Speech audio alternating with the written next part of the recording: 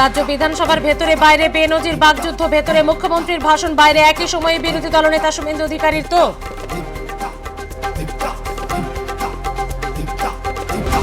আত্মসম্মান বিসর্জন দিয়ে আমি রাজনীতি করি না, ধর্ম নিয়ে রাজনীতি আমরা করি না। উনি কবে থেকে আবার হিন্দু ধর্মের নেতা হলেন? নাম না করে শুভেন্দুকে খোঁচা মুখ্যমন্ত্রী। মমতা বন্দ্যোপাধ্যায় বিধানসভাকে কলুষিত করেছেন, সরস্বতী পুজোয় বাধা দেওয়া নিয়ে প্রতিবাদ করায় সাসপেন্ড করা হয়েছে। শাসক দলকে তোপ বিরোধী দলনেতার। যে মমতা একদিন বিধানসভায় ভাঙচুর করেছিলেন, আজ আবার সেখানে দাঁড়িয়েই বক্তৃতা দিচ্ছেন। অতীত টেনে বিধানসভায় মমতা বন্দ্যোপাধ্যায়কে আক্রমণ শুভেন্দু।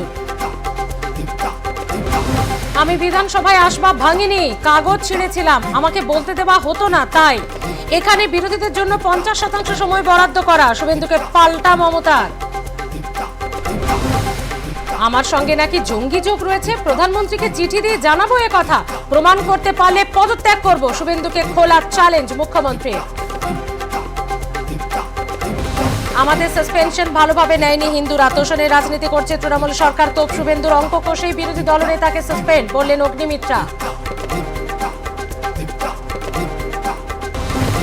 পশ্চিমবঙ্গের মানুষ এখনো শান্ত আছে, কিন্তু বিরোধী দলনেতা যেভাবে প্ররোচনা দিচ্ছেন তাতে বাংলা অশান্ত হতে পারে।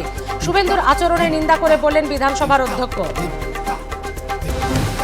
শুভেন্দু অধিকারীর বিরুদ্ধে স্বাধিকার ভঙ্গের নোটিশ দিলেন পরিষদীয় মন্ত্রী শোভনদেব চট্টোপাধ্যায়। সাম্প্রদায়িক মূলক বক্তব্য রেখেছেন বিরোধী দলনেতা, দাবি শাসক শিবিরের। কলকাতার বটতলায় পথ শিশুকে ধর্ষণের ঘটনায় সাজা ঘোষণা, দোষী সাব্যস্ত রাজীব ঘোষ ওরফে গোবরাকে মৃত্যুদণ্ড দিল নগর দায়রা আদালত।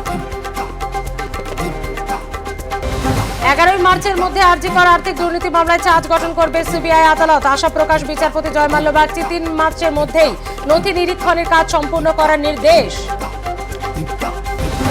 সুজয় কৃষ্ণভদ্রকে শর্ত সাপেক্ষে 31 মার্চ পর্যন্ত অন্তর্বর্তী জামিন দিল হাইকোর্ট। বাড়ির বাইরে পা নয়, ডাক্তার উকিল ছাড়া বাড়িতে প্রবেশে নিষেধাজ্ঞা।